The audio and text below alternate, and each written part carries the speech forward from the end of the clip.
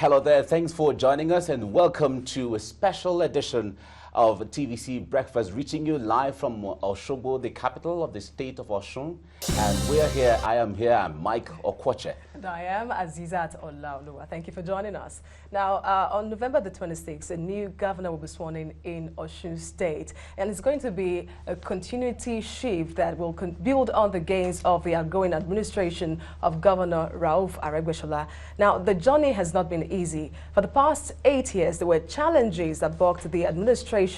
But however, it was a foundation that laid a solid work for the development of the state of Osun. All right, we'll be looking at the past 8 years, what has been in the state, the dream that the governor had, and right now, how much of that dream has been achieved for the people of Osun State. We'll be talking about all of those, yes, and even much more projecting into the future and the people of Osun State, their prosperity and what it's going to look like.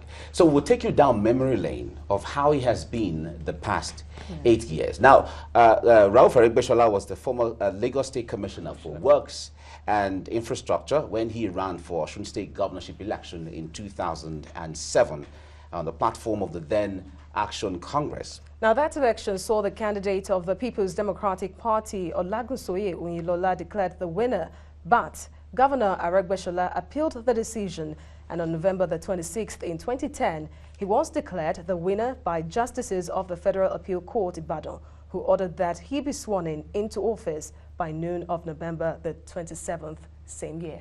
All right, his steadfastness in pursuing his political struggles through the courts easily showed his belief in the rule of law, and it earned him a hard-fought victory leading to the end of an administration already 3.5 years into a 4-year tenure.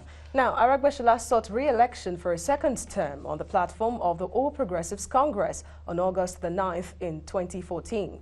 Having satisfied the requirement of the law and scored the highest number of votes, he was declared winner of that election.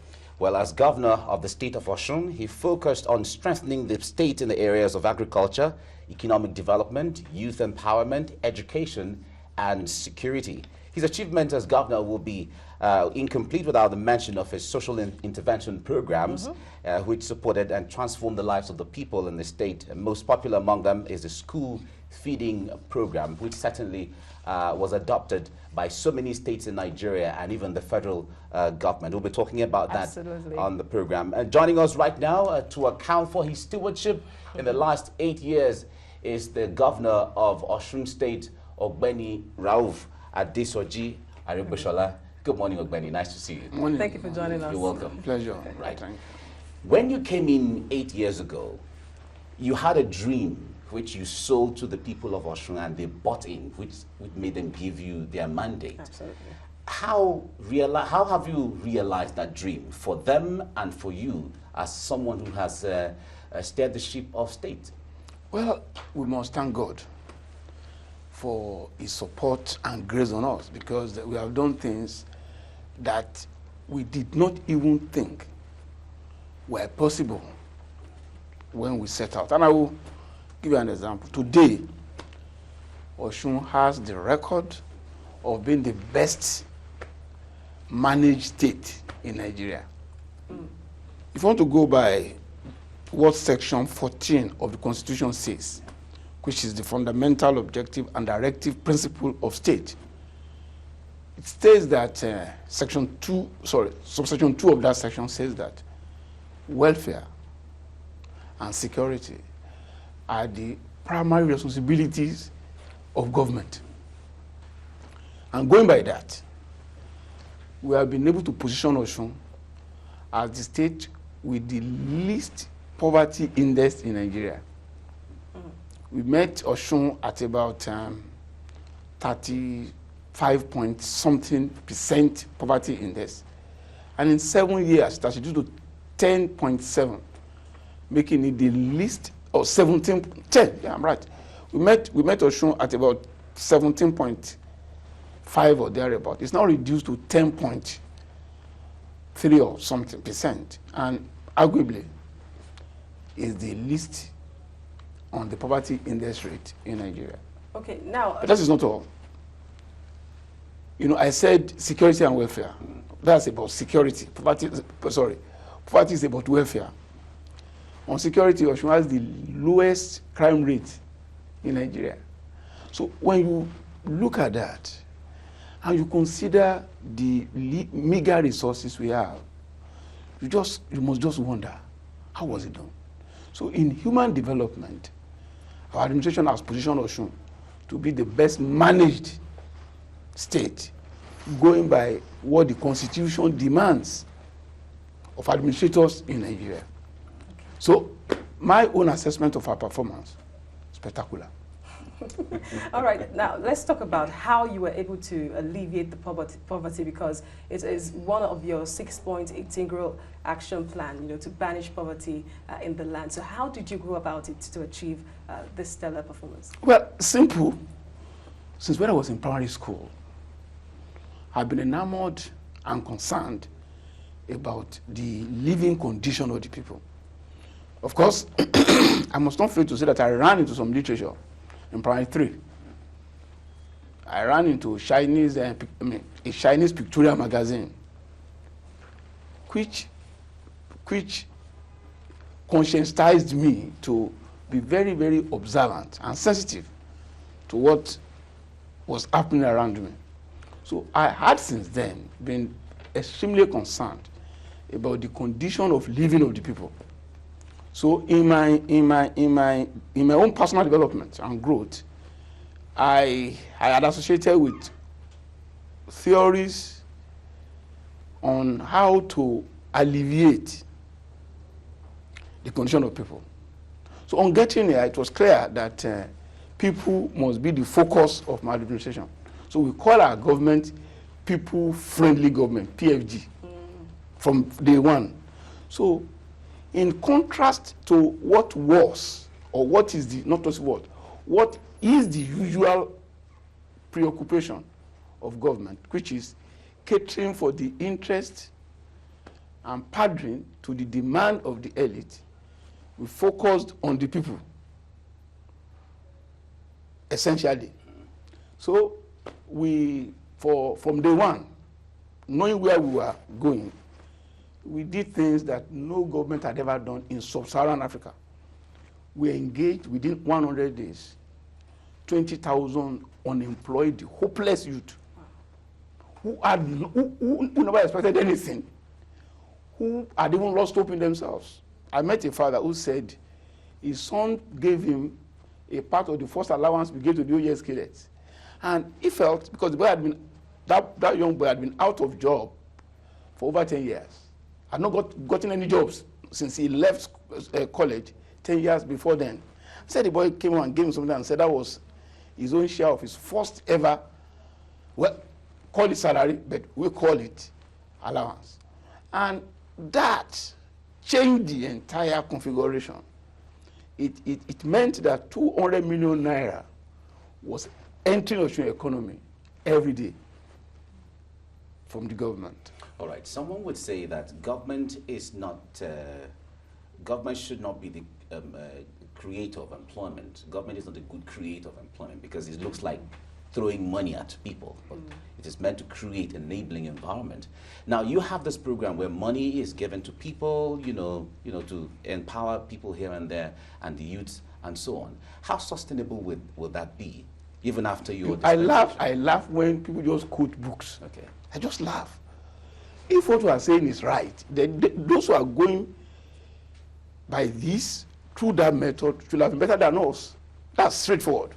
Because all the other governments in Nigeria, from the central government to provincial governments, follow that route in books. And we are not seeing any impact. But that's not about it. the youths that we engage were not indolent.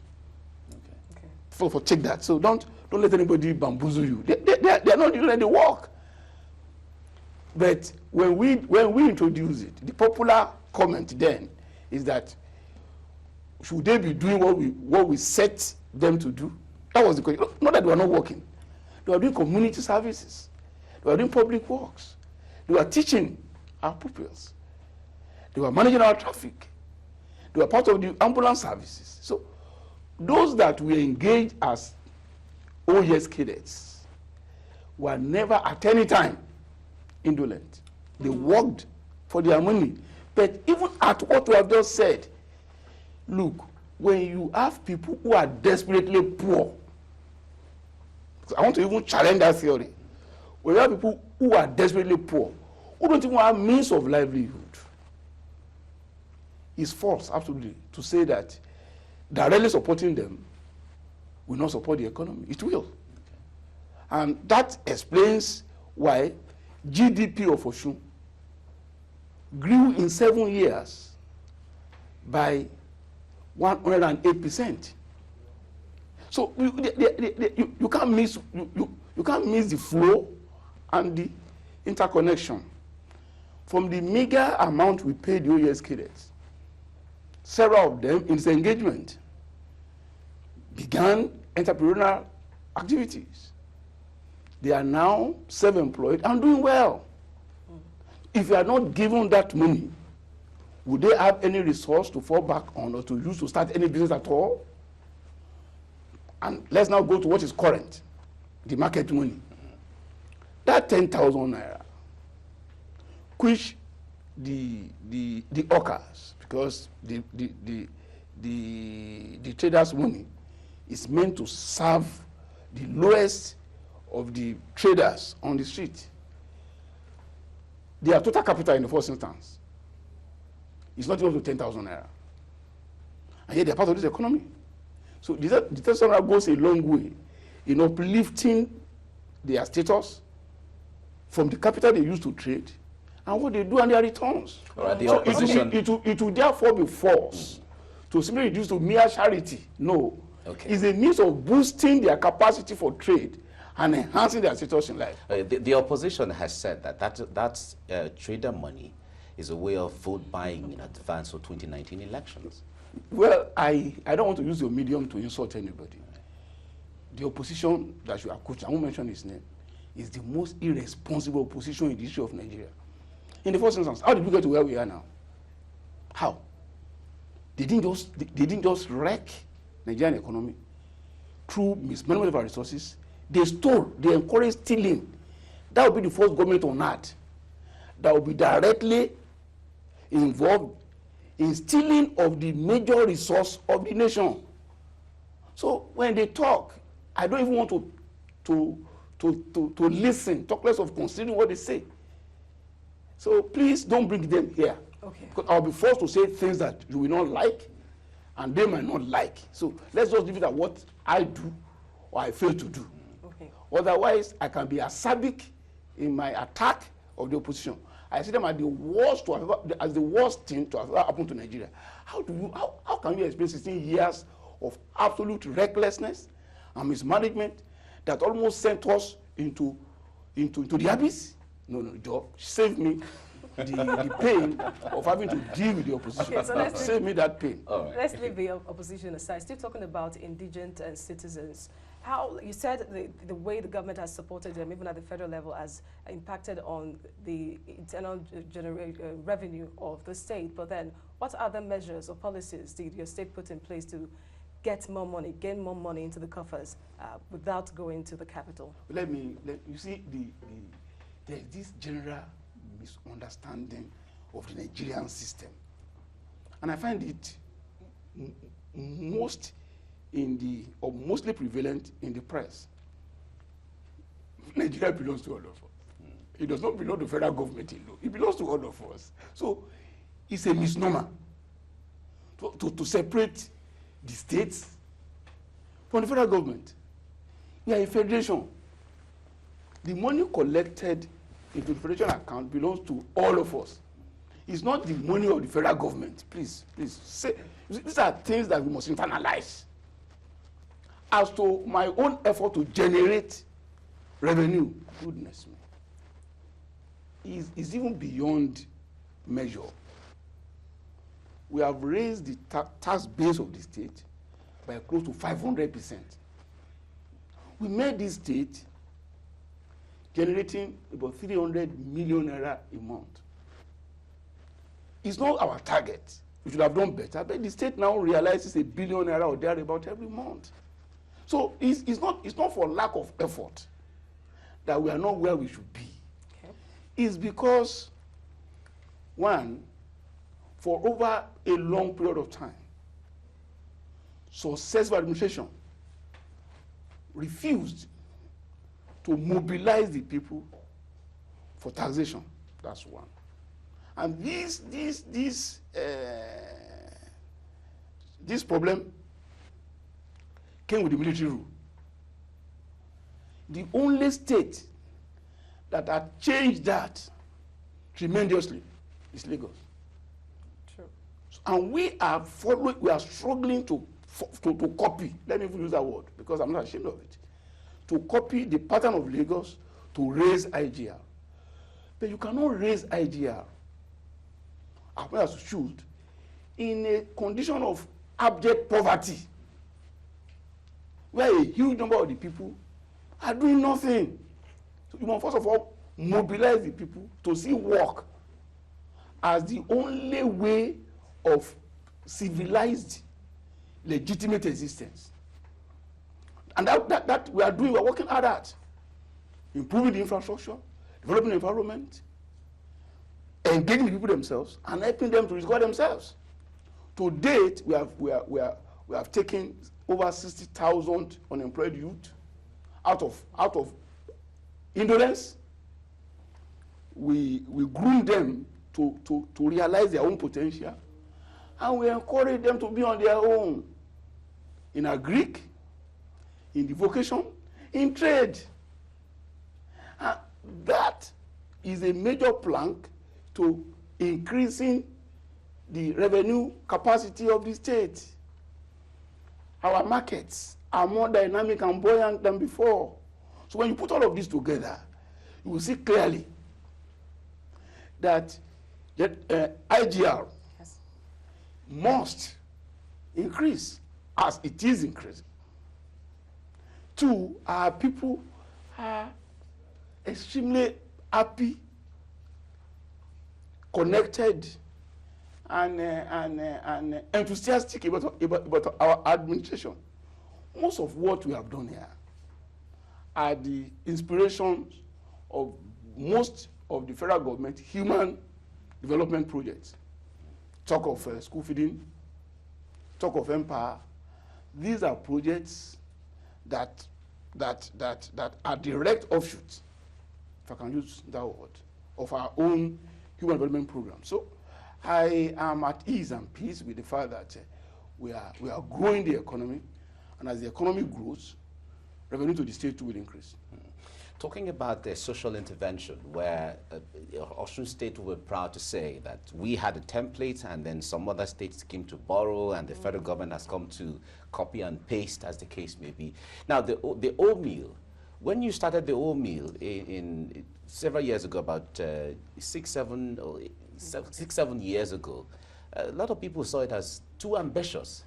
Now, it has been sustained up until now, but going forward, your dispensation is gradually coming to an end. What is the dream of having that sustained after your dispensation? Well, it's not even an issue anymore because the most difficult era or period of administration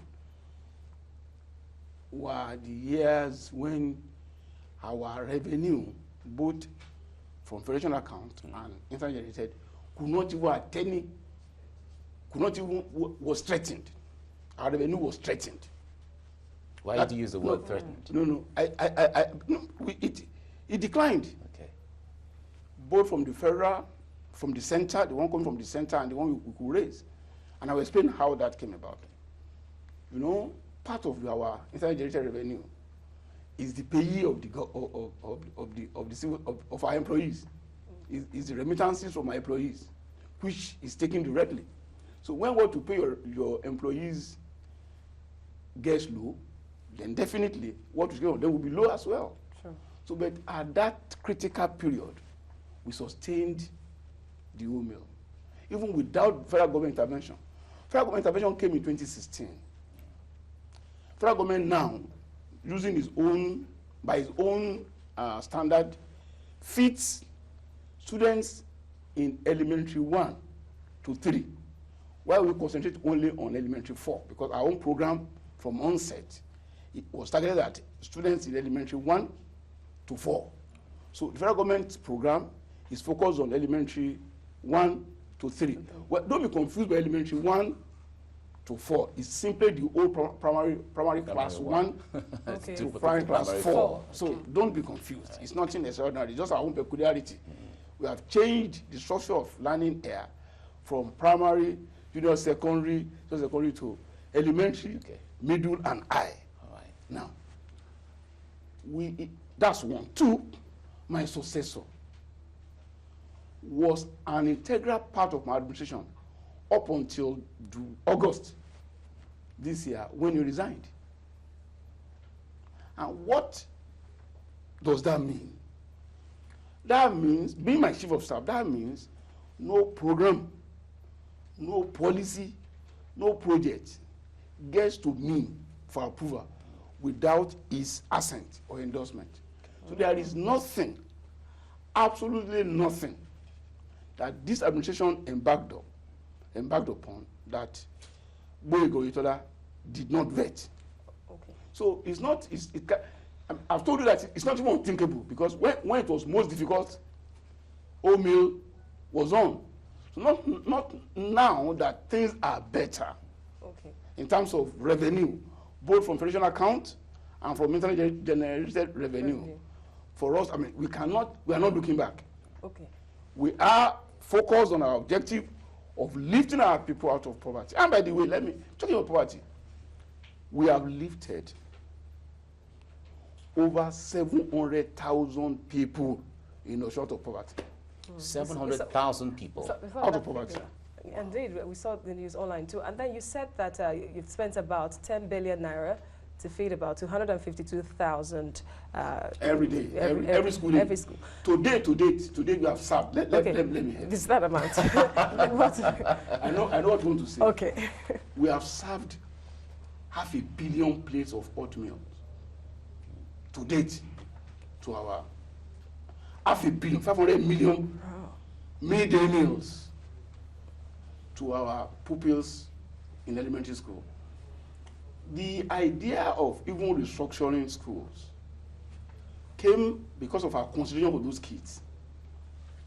We didn't have money to feed from grade 1 to 6. And we felt it would be inhuman to have pupils in the same school and discriminate against some by not feeding them. So that was one major reason we reclassified our schools to ensure that only those who we can feed are in the schools meant for them. We reclassified primary education to elementary, which is solely for students between the ages of 6 and 9. Wow. While we moved those who are in primary 5 to 6 to join those who are in the old JSS, the junior secondary school. Okay. So that is from the age of 10 upward, which is our own grade 5 to 9. We put them in middle school. So there is no discrimination. Once you're in elementary school, you are fed. So what determines that is the age? It's the age. Okay. It's the age. It's your age at enrollment. You enroll in our school at about 5 and 6, mostly 6. Okay. And you leave the elementary school at 9 Okay. or 8, depending on when you entered. Some were wondering really that if the administration could be spending that amount on that figure of pupils, and then you are also empowering youth, you have lifted about 700,000 people out of poverty, that why is it somehow still difficult, maybe for parents, to still feed their children, and the state government can save some money? 10 billion naira is actually a lot for a state that is financially challenged. You see, although the primary objective is to make our students healthy, physically and mentally. Okay. You need to see the face of our kids in elementary school. Their faces have changed. They are robust. They are happy. They are sparkling. That's the word to use. They are sparkling. But is that all that we targeted? No. Okay. It's the economy as well. How did we come about being the state with the lowest poverty index in Nigeria? Let that question inform let that consideration inform every question you want to ask. That how could this state that is pilloried for not paying salaries of the 1% of the workers working for it emerge as the state with the lowest poverty rate? That question must not escape you. Okay. It's critical. Excuse me. If you do not have that question at the back of your mind, or that fact at the back of your mind always, you will miss it. The 10 billion, where did it go? It went direct to the economy. From the vendors, the food vendors, those who cook the food, 3,007 of them, women essentially.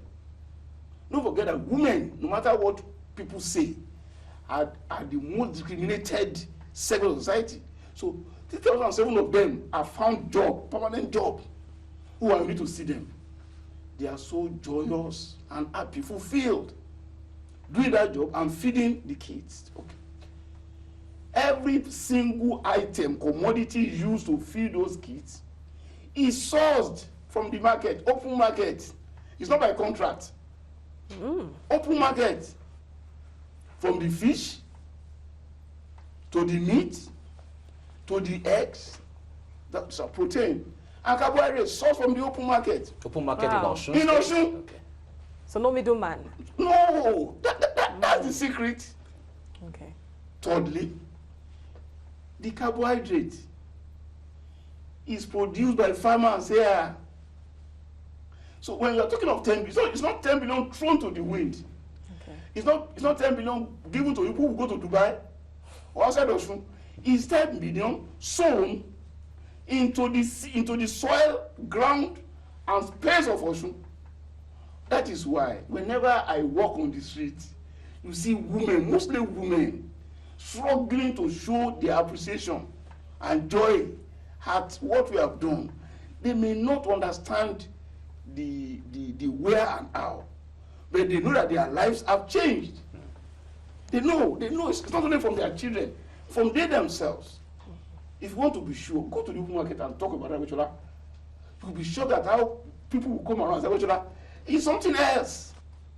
I don't know what to read in the paper. No, don't mind those. I respect them, but they know they are talking to themselves. The people here understand us and they appreciate our contribution to their life. Okay. I said for the first time since colonial rule, even the colonial masters did not do this. We changed the focus of government from elite to the people. That's the difference. Okay. Rather than serve the elites, we serve majority of the people, and we meet their core needs. Not too much, but to them is the moon. Okay. Well, when we come back, we'll be talking about rural opening, which you do. Let's go on a break. We have been spending the morning TVC breakfast with Ogbeni Rauf Aregbesola. We've been talking about the past 8 years, how he has been. Let's go on a break. We'll be right back shortly. Stay with us.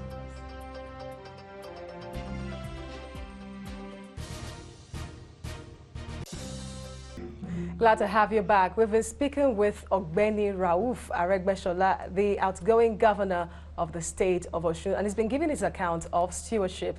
Thank you for staying with us. Now, let's talk about infrastructure. You set up Urban Renewal Committee to carry out rehabilitation and construction of massive roads projects in urban areas. But what about rural areas? What did you do for them? Well, let me also say this. we didn't just rehabilitate urban roads, we built new roads. To date, in the urban areas of the state, our urban areas might not be as sophisticated as Lagos urban areas. So please don't now use Lagos to rate or judge us. Okay. In our towns and cities, we have constructed 1,200 kilometers of roads. What is interesting is this. Osun was the first state that said, look, let's use the local government as the basis of infrastructure development. So we marshal the local government administrators to pick 7 kilometers of essential road network in their respective local governments, and we delivered those. So Osun has 30 local government areas plus 1 area office, which is Modakeke. Okay. And each of those local government areas have a minimum, some have 10 kilometers, of 7 kilometers of new roads. We completed the project just before the end of our first term. And the roads are still there as they were constructed then. And we changed the design and standard of the construction of road. For the first time in Osun, roads now have concrete drains with interesting and attractive lane markings. And I joke when I'm in the mood, particularly on campaigns, that look, this is the first time that we have roads with tribal mark. Oh my. Tribal marks that talk, that speak. Because every road that leads to a major road will have 2 lines, 1 white, 1 yellow, telling you to stop, don't kill yourself. So that's the innovation we have brought into governance. As for rural roads, we were able to secure support of the World Bank and French Development Agency in a program nationwide, but we are the best in Nigeria in its execution. It's called Rural Access Mobility Program. We have completed over 200 kilometers of rural roads. What does that mean? That means that communities that could not be accessed round the year now have accessible road. They may not be tarred, but all the water crossings have provisions. Okay. That is, bridges and culverts? Yes. Okay. Waters cannot be any hindrance anymore, obstacle to accessing rural communities where the farmers are.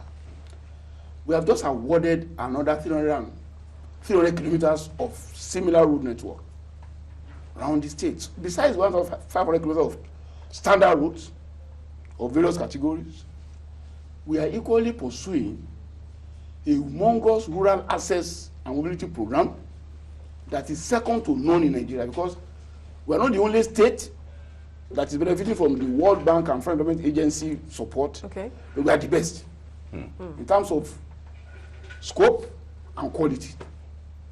All right. When it comes to developmental or all of those infrastructure, so many people have accused you, saying that you concentrate on this in the state capital.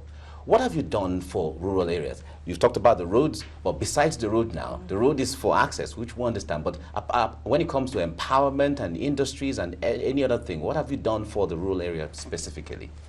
Let me follow the standard practice. Let me thank you for reminding me about what you have done. We have supplied electricity to 176 communities. That's not all. We have increased water supply and sanitation in rural areas. I doubt if any state can compare with us in terms of our performance or engagement. That's the word, engagement in the rural areas? I don't think so. When I told you that we have lifted 700,000 people out of poverty, they can't be town dwellers. They are farmers, essentially. They are rural dwellers who supply the food, the commodities used by the old-meal cooks. Okay. Okay. So A chain is created, network. It's amazing what we have done. The access to water, potable water, has increased so much that we might be, by UNICEF rating, we might be the best in Nigeria. I cannot recall the ratio now of what has happened, but we met about 17-point-something% of access to potable water. It's now reduced to we met something like 75%. It has increased to over close to 80-something% of access to potable water and sanitation. So in all departments, from water supply to electricity supply to access, the rural dwellers have had a good deal. Okay. An experience that they never had before. So we have done well. I can't deceive. And it's not now even limited to those things. I will say this. You know, education is seen mostly from the prism of the urban dwellers. Nobody considers the needs, educational needs of the children of those who are in rural areas. Schools in rural areas benefit more from our rehabilitation program and new structures building. Okay. So, and to motivate teachers to go to rural area, we give them 25% rural posting allowance. That's extra to their salaries. So Okay. we are so concerned about the needs of people in rural area because we know that the majority of our people are there either on a permanent basis or on a temporary off and on basis. 70% of our citizens are farmers and they are based in rural areas. So if we claim, if we are judged as the state with the lowest poverty index in Nigeria, what that simply tells you is that we have concentrated more on uplifting the condition of living of the rural dwellers at the expense of the elite who stay in towns. Rural, as I was saying, rural access, this is, the fact I'm giving you now is what UNICEF has published. We met it, by 2010, it was 74.7%. It is now 88.5%. Access to water and sanitation in rural area. So unless you want to get more, which of course I'm not in an examination, I'm not able to give. All I know is that the rural dwellers in Osun are so satisfied with us that they will give anything to see us maintain our lead and position of authority in the state. Okay, what about primary healthcare delivery in rural areas as well? How is so it? they can have access to at least affordable healthcare. It's ongoing. I signed the health insurance bill into law about a week ago, but before then, the number of primary healthcare centers we have is about the largest in Nigeria. And we have structured it so well that there is hardly any settlement without an health post. People may find it difficult to even believe what I'm saying, but it's a question of what is your priority. My priority is the people. I keep on repeating this. Governments in Nigeria have concentrated too much on the elite. So much so, since colonial era, so much so that the elites even believe that the governments are there for them. We changed that. We focused on the neglected mass of the people. We did not totally forsake the elite, but we refuse to make them the focus of our administration. So, healthcare, how do I put it? Healthcare, roads, infrastructure, education, electricity supply. I don't know. There has not been any time in Osun that rural dwellers have the benefit of government attention and engagement as they do now. Let me enthuse you further. We are building the first micro hydroelectricity in a rural, in Aregbesola, in a rural place. To, when completed, it will serve as a rural industrial cluster for those who engage in small manufacturing. Okay. So that will boost the economy of that space and guarantee 24-hour electricity supply. And by the way, you spoke about health. UNICEF has just come up with its report for this year. Osun, in the aggregate of all the indices used to measure, Osun is second in provision of basic healthcare need. And through that, we won $20 million grant from UNICEF. This came about a week ago. Wow. So those who want to be sure should check the recently released UNICEF report on the state of health of the Nigerian people. Osun is second. All right. Records show that about 70% of students passed WAEC, English in WAEC, and about 53%, passed mathematics, and about 53% passed English. We'll be talking about that. Let me remind the people, let me let them know that in the next couple of minutes, you can call in. We'll be giving out the number. You can call in to interact with Ogbeni Ralph Aregbesola on any question you'd like to ask him, anything you'd like to talk about, and all of that. Now, talk to us. There are issues of investment in education. There was the hard part of the hard investment and soft investment. Some of the model schools you built, some person said they were so ambitious at the time, beautiful places and all of that. Now, what's the dream behind that? Now we're seeing a lot of students passing mathematics and passing English. How did you turn that around? Human development. Specifically on education, we came with a clear objective of our goal. And by February of 2011, don't forget we assumed office 27th of November 2010. By February of 2011, I mean the first week of February of 2011, we put together an international summit on education. That summit was shared by no less a personality than Professor Wole Soyinka.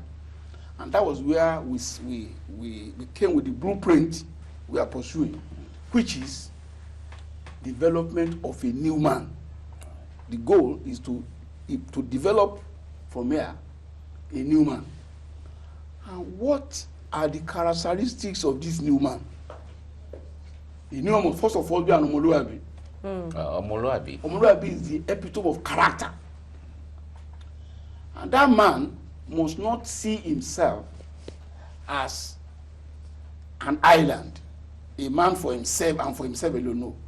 That new man, that Omoluabi man, must see himself as a man, though not neglecting himself, but supporting the whole.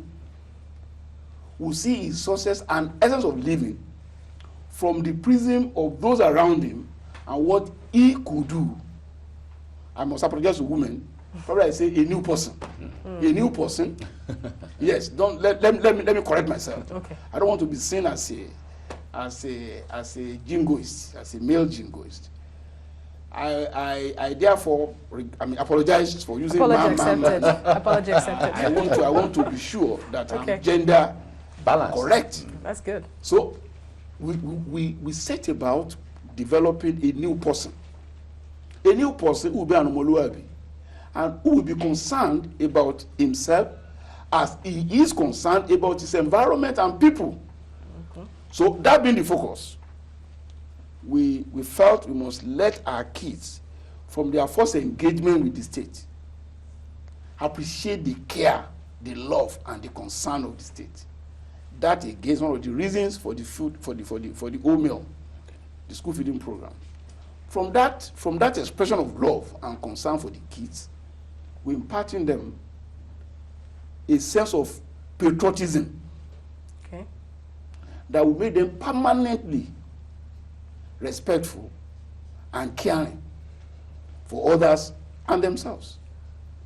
And we motivate teachers through training. We have trained close to 40,000 teachers since the assumption of office. It may not be striking to those who are not here. For close to 20 years, teachers in Osun have never had any form of training. Check it out. Wow. But between the time we assumed office and now, we have trained over 40,000 teachers.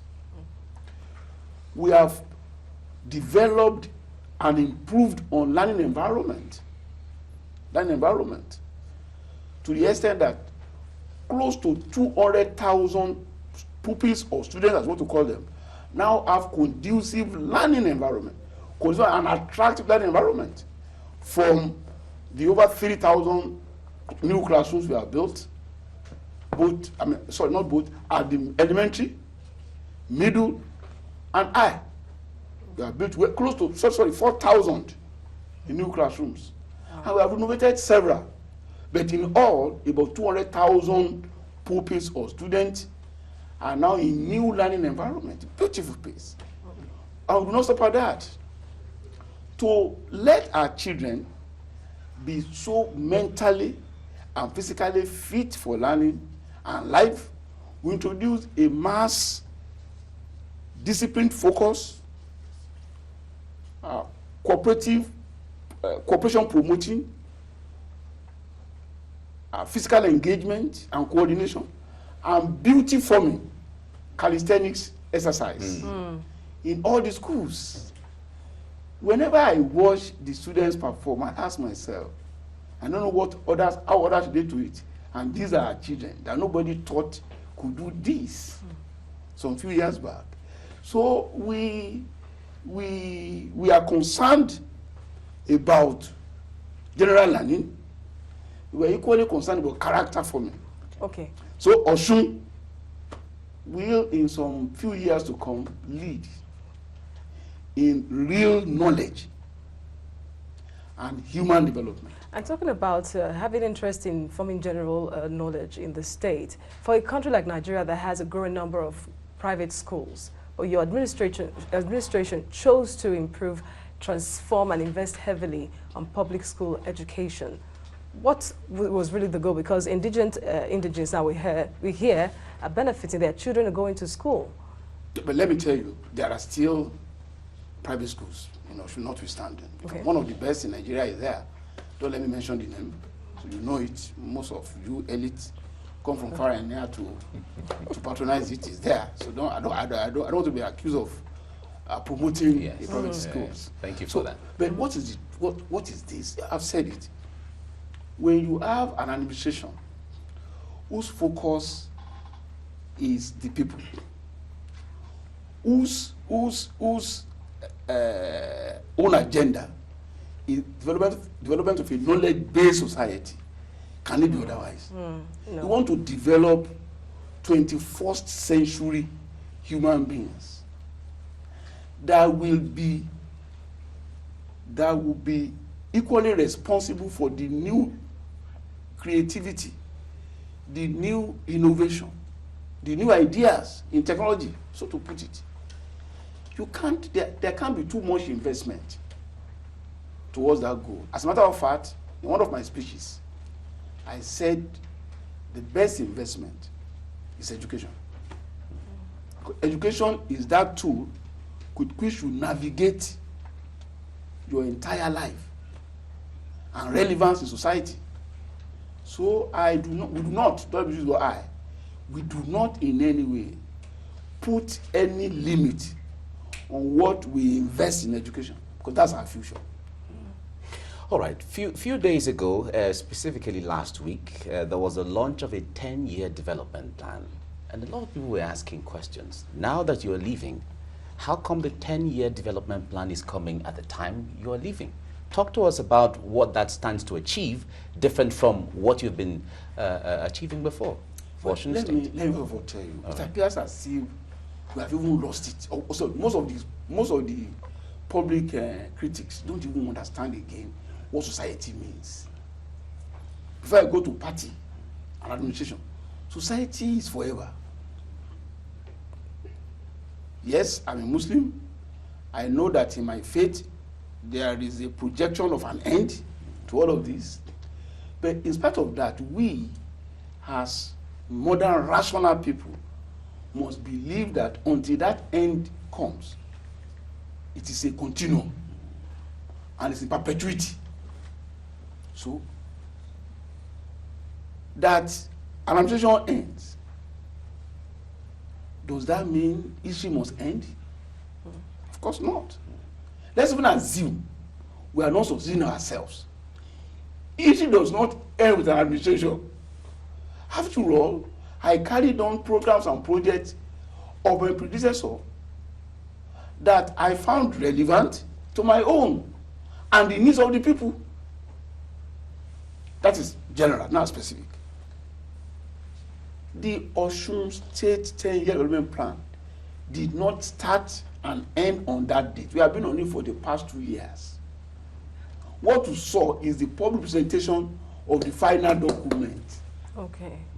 And I so said, when I was unveiling the book, that we started this 2 years ago, and it was all engaging. We involved actually everybody in the state. It was not our own idea. What we have there is our own interpretation of the needs of the people as expressed by them in the various communities. Let's start from there. To community associations, to interrogation by civil society organizations, and other multilateral agencies. As well as the fund to do it was from a wide spectrum of multilateral agencies, from World Bank to UNDP, and so on and so forth. So, but the polarization came at that time. We won't say because we are leaving, we should have bought it. No. It's now left to whoever is succeeding us to see whether what was done is acceptable to it or not. Again, general, I told you that the man succeeding me, and that was why we fought so hard to succeed ourselves, was my chief of staff up until August of this year. Either late July or early August of this year, within the law. It was my hand. Nothing got done. Nothing received my assent, final approval, without his own endorsement. That's how to put it. So, where is the fear? Okay. We have been given a 4-year term, which we believe God will be kind enough to extend to 8 years. That I am concluding now. So where is the fear? Leave those who don't know what to do, who have no idea. We are the first state, again, let's say this, to develop such a plan. Probably that's why they cannot understand it. Okay. And such plans, had I even developed it in the first day, cannot be completed in 8 years. Let's not even go to that. For you to know how totally unserious and unreasonable they can be. Probably need to come for lessons in rational thinking. Because if they are rational, such issues should not even come up at all. They are irrational. That's even the word. 10 years. The maximum period for any administration is 8 years. 8 years. Had I even magically, which is not possible, developed a development plan on my first day, will I complete in 8 years? Of course, the answer is no. So please, my brother, we have been in the bush for quite a long time, so we don't even understand again civilized behavior. We are bringing civilization. That is it. So if effected to the letter, what growth would that plan now bring to the state of Osun? Phenomenal. I told you, the people themselves contributed virtually everything you have there. People told us what they want in their areas. So should we meet their needs? That is unleashing their potential for creativity. So whatever it is we have recorded by our own ideas in engaging them will be quadrupled by the time the new plan is implemented. That's the meaning. Because it's people-oriented, it's community-based, it's people-influenced, it's their own desire, what they believe is their core need in their community, in their environment, on their work, and their social interaction.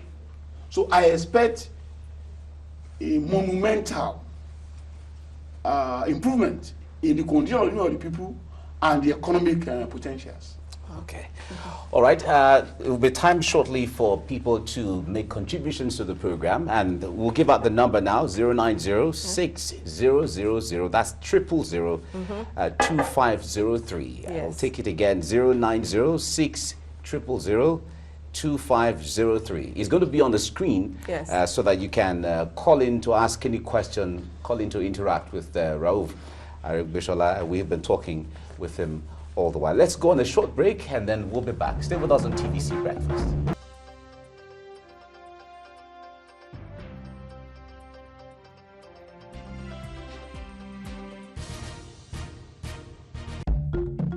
All right, you're watching a special edition of TVC Breakfast on TVC, and we are here in Osogbo, the capital of the state of Osun, and we are spending the morning with the governor, Ogbeni Rauf Aregbesola, and we've been talking about so many things, 8 years of stewardship and much more.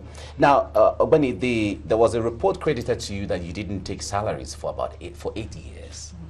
Talk to us about that. How did you? No, there's nothing extraordinary. Okay.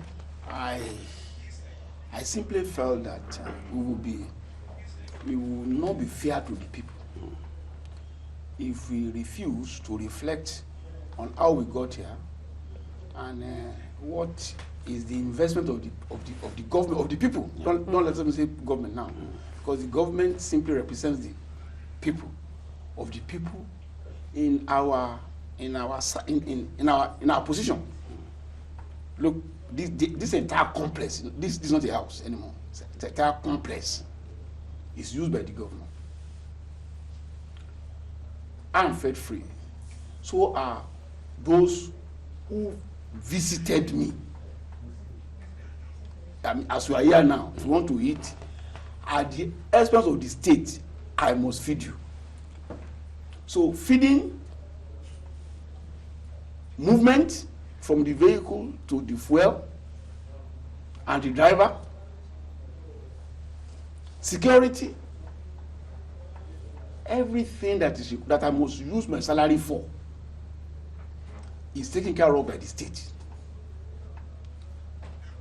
Even the dress I wear is not those supplied by government, but friends and those who believe they must have my patronage supply. So what do I need salary for? Okay, I think we have the first caller on the program now. Olalekan from Ife joining us now. Olalekan, good morning. Olalekan, good morning. You're on. Good morning. Oh, okay, the call's dropped. Yes. Okay. So as I was saying, salary would therefore be superficial, because every bit of my need is borne by the state, and I felt I would be over exploiting my position and abusing it if on top of that I still receive salary. Okay, It's just my own personal decision. In that report as well, you also said that you didn't have any account in any foreign land. So I'm wondering, you don't have any account in any foreign land, and then you didn't get any money, any salary for 8 years. What are you going to fall back on later on? No, let's put it in this way. Okay. I didn't say foreign land. I said I have no account anywhere in the world. Nigeria is part of the world. Okay. When I was in Lagos, I had a salary account with the Sky Bank that is in front of the Ministry of Works. And that account is still there without a doubt. All right, Benny, let's put you on hold. Sorry, we have Sunday from Jos. Let's get to hear from the people before. Sunday, good morning. Sunday from Jos, good morning. Reduce the volume of your TV set so we can hear you and you can hear us clearly. Okay, I guess. Yeah, let's be clear on this. I had an account, a salary account in the Sky Bank in front of the Ministry of Works block in Alausa, Ikeja. Okay. I had. That account might still be there, but because of the BVA requirement, which I've refused to do, so I don't believe the account is still active. So let's put it this way: I have no active account anywhere in the world. At all. And I put as a challenge to people. We have opposition all over the place. Let them search around everywhere to see if there's any account in my name anywhere in the world. Yeah, but as to your question as to what am I falling back on in the first instance, the Nigerian system is such that governors and some of the elected officials hand something as pension. That must come. I've not told them I'm going to reject that. Okay, I must that's not all. Okay.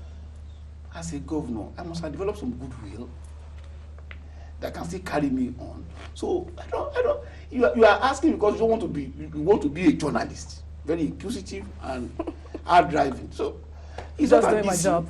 I am so sure of the grace of God that because of my dedication, zeal, passion, and commitment to serving people, no harm will come to me and my family. All right, okay. I think we have a call now from Abuja. Mohammed is joining us. Good morning to you, Mohammed. Go ahead.